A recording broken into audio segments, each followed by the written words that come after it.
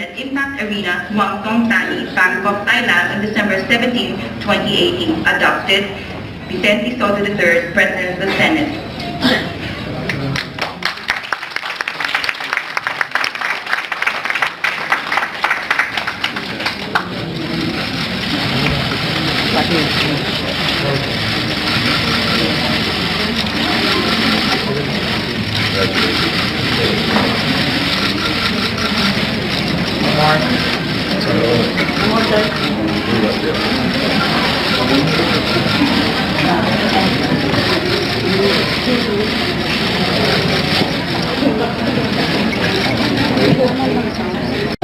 Miss Universe, Miss Catriona, and Lisa Gray.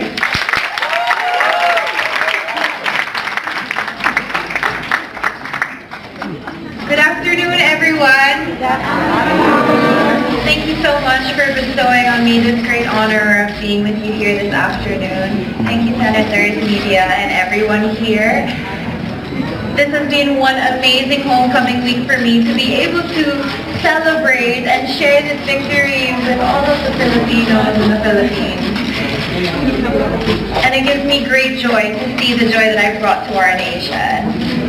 I will continue this year to hold the Filipino at a very high standard to the international art audience, and also to continue to pursue my advocacy and ask for your continued support in empowering young Filipinos just like me to be able to give back to the community in their own fashion, in their own way. Maraming salamat po.